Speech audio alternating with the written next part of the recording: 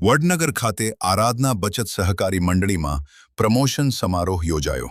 વડનગર આરાધના બચત સહકારી મંડળી લિમિટેડ દ્વારા તારીખ 24 મે 2026ના રોજ સાંજે વડનગર બસ સ્ટેશન નજીક આવેલી હોટેલ રીઝા રેસ્ટોરન્ટ અને બેન્ક્વેટ ખાતે ભવ્ય પ્રમોશન અને સન્માન સમારોહનું આયોજન કરવામાં આવ્યું હતું.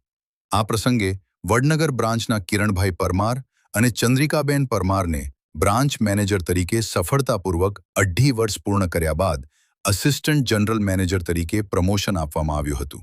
ઉપરાંત હંસાબેન કહીપુરા અને રમેશભાઈ કહીપુરાને પણ અસિસ્ટન્ટ જનરલ મેનેજર તરીકે બઢતી આપવામાં આવી હતી. સમારોહ દરમિયાન પ્રમોશન પામેલા અધિકારીઓને વાહન સુવિધા માટે 2.50 લાખ રૂપિયાની રોકડ સહાય અર્પણ કરવામાં આવી હતી.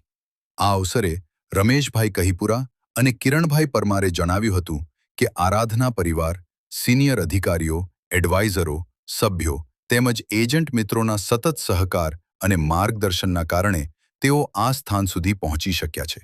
કાર્યક્રમમાં નવનીતભાઈ ઝાલા, બાબુભાઈ રોહિત, શૈલેષ વાઘેલા તથા છાયાબેન વાળા સહિત મોટી સંખ્યામાં અધિકારીઓ, એજન્ટો, પરિવારજનો અને શુભેચ્છકો ઉપસ્થિત રહ્યા હતા.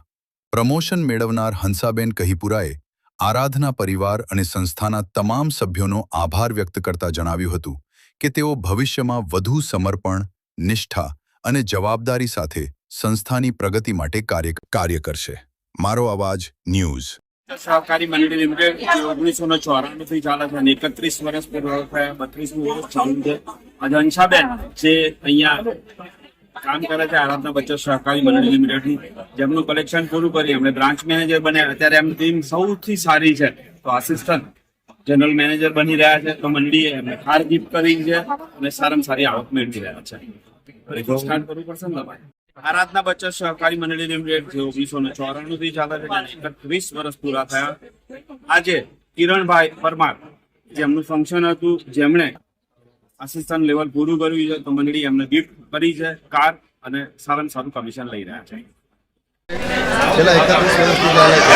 દિવસે પ્રગતિના મોડ ઉપર છે અને અમારા મંડળીનું મેન કામ શું છે કે નાનામાં નાનો માણસ પણ અહીંયા બચત કરી શકે.